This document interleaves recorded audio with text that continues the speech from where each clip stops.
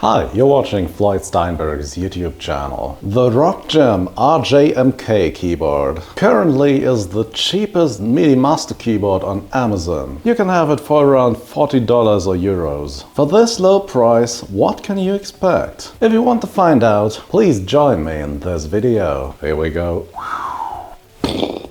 Disclaimer, I bought this with my own money after one viewer suggested this as a topic. This video is not sponsored. The keyboard arrived within 2 days in no less than 3 boxes. Inside the main box, besides the keyboard itself, you'll find a printed manual, a USB Type-C cable and some promotional blurb.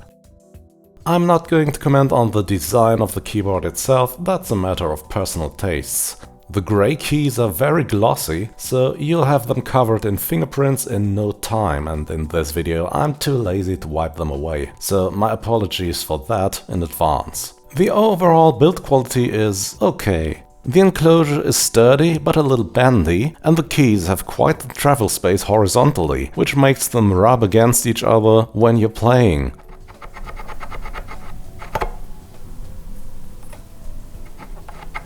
The keys are also very stiff. You really need to push them down with quite some force. So forget about playing complex classical or jazzy parts on this keyboard is strictly for entering notes into a DAW. The knobs are tight and don't move horizontally, but they're a little scratchy. The pads are firm and quality, however. I guess they'll survive some extended finger metal drumming for quite some time.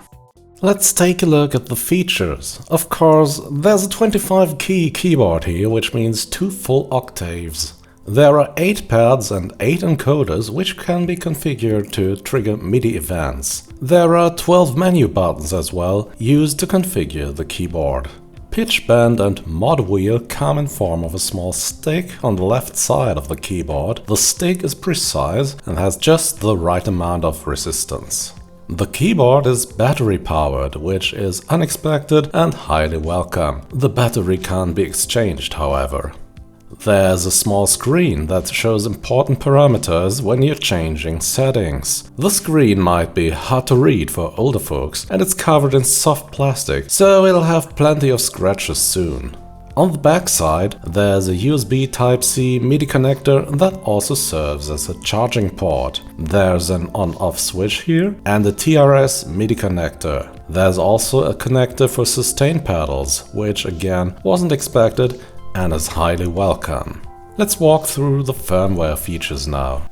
Okay, let's start with some basic stuff. So I've connected this keyboard to my DAW here. Here's a piano plugin, the stage piano by Akai. And yeah, let's try to play something expressively.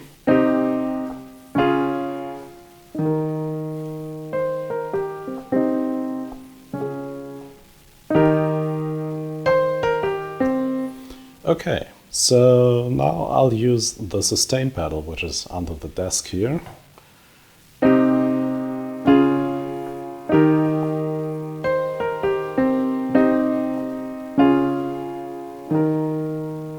Okay, some basic functions. Octave transpose, this is 1 octave down.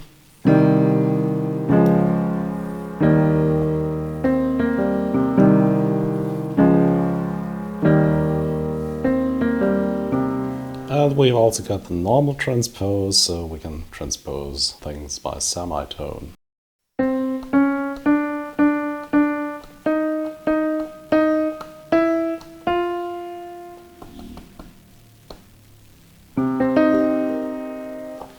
Alright, now let's take a look at some of these functions. Okay, let's take a look at these pads here. So I've loaded the drum plugin into my DAW, and now you can just play the drums with these pads. There are 8 of them, and there are 2 banks, so you can select them with this button here.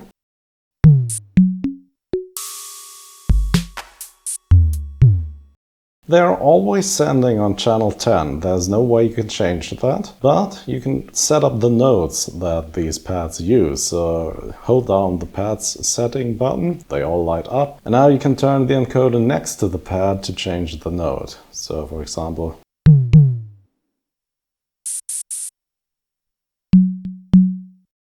There's also a full level button here, so if you don't like these to have velocity, and they should always ring out at maximum volume, you can use this button here.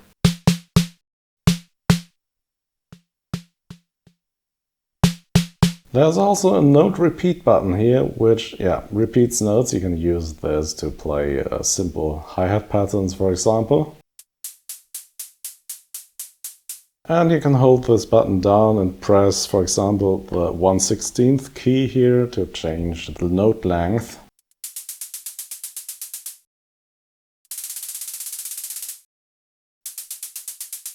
And you can also change swing, of course.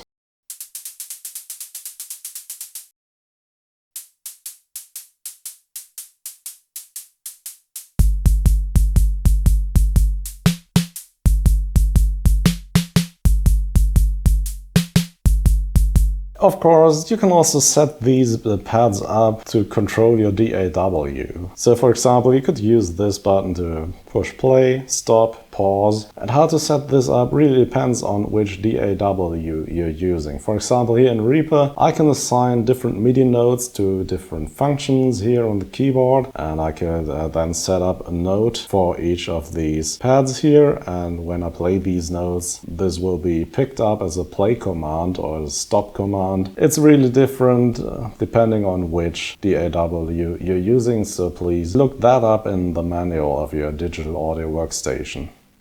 Okay, let's talk about these encoders or controllers now. These are controllers which will send MIDI values on any given CC number from 0 to 127. And you can set them up by holding the controller settings button here. Then you can just move those around and adjust the CC number, and that's it. I'll show you how to do this in Reaper. In Reaper you have to move the control of the plugin you want to control. First, for example, here's filter cutoff frequency, and now press learn here in the parameters, and then move around the encoder, then press OK, and now you can see filter cutoff frequency, the knob is moving around there. So I've turned on the arpeggiator, 1 octave higher. This is TRL Noisemaker, it's a standard patch.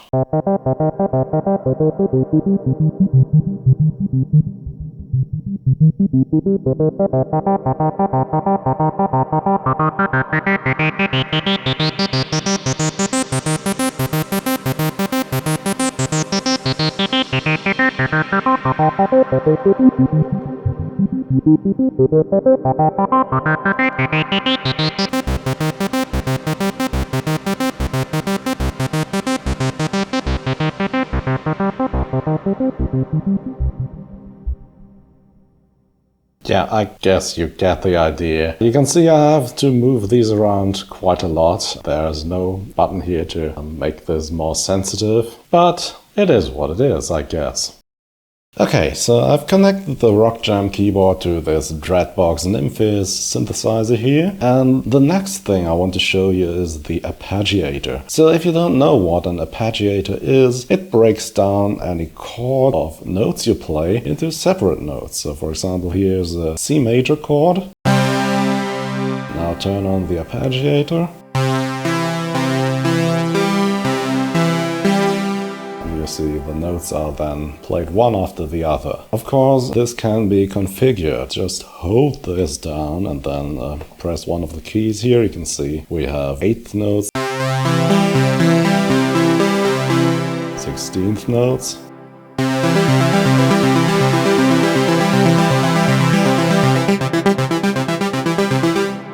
and we can also change the tempo by holding down this key and turning the plus and minus knob here. We can change the direction in which the notes are being played, so default is up, down. Exclusive means the last note in your chord will be played one time, then the sequence starts again. Inclusive means the last note in your chord will be played 2 times and then the sequence starts again.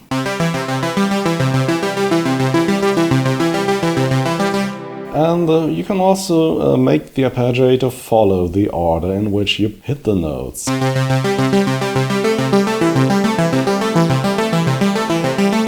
Okay, that's nice. Oh, you can randomize the notes.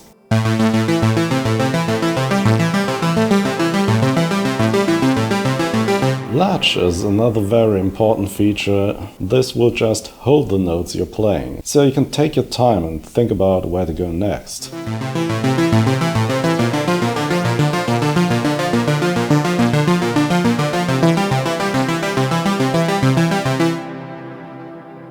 You can also adjust the amount of octaves the arpeggiator will cover. So the default is 1 octave. Let's try 3 octaves.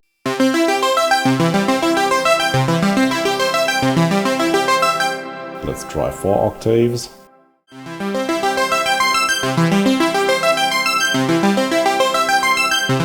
Okay, and then we have swing. Every other note the arpeggiator plays will be slightly delayed, and this will add a more human feel, a more groovy feel to the arpeggiated sequence. Let's try this. So turn on, choose swing 55%. Now let's listen. Let's try 59%. This is, yeah. Immediately wants to make you jump and dance a bit. Yeah, that's the arpeggiator. Of course, you can fine-tune all these settings using the knobs here. So if you don't like to use these presets, you can also just turn on latch here, or the amount of octaves, or the amount of swing, the beats per minute. Everything can be adjusted with the knobs. The last function I want to show you is the looper. This is relatively easy to operate. Just hold down the looper button and then start playing something. Once you release it, the loop will immediately start playing, and then you can just jam on top of it. Let's try this. Hold the looper.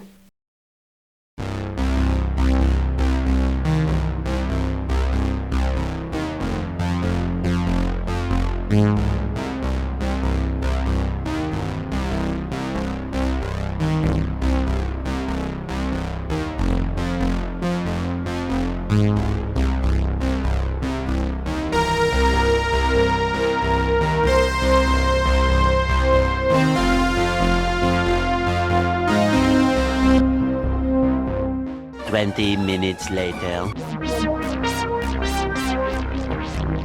Yeah, okay, it's enough. So yeah, what else can I mention about this? There's a Bluetooth MIDI connector inside here, so you can register this as a Bluetooth MIDI controller and use it with your smartphone or PC. One thing I didn't show you is how this pitch bend and mod wheel stick here works, and let's do that.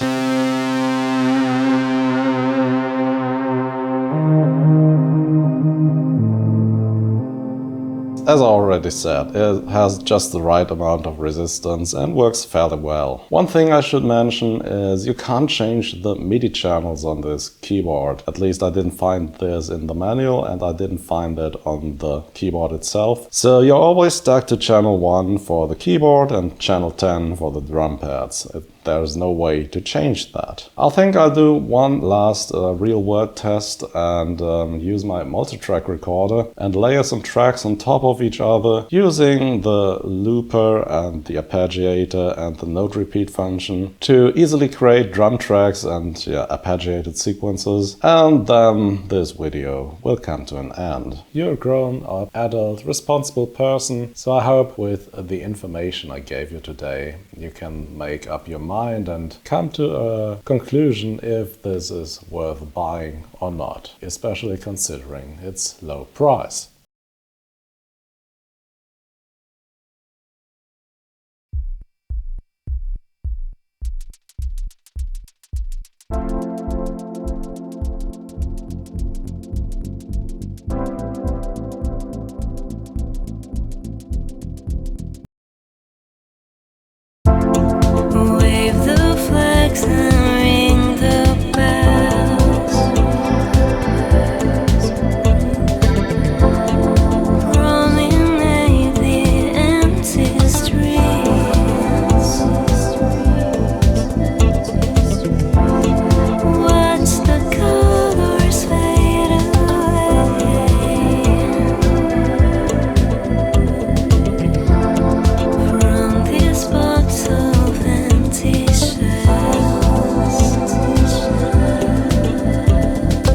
Yeah, and that's it for today. The RockJam Master Keyboard, a 25-key MIDI controller that might not be the most sturdy thing in the world, but certainly gives you a lot for your money. And if you think this was a good YouTube video, please do the YouTube thing. And of course, you can support me financially on Patreon or buy some music on Bandcamp or become a member of this channel using the button under this video, but there's no pressure to do so. As always, thanks for watching, and see you again very soon. Bye bye.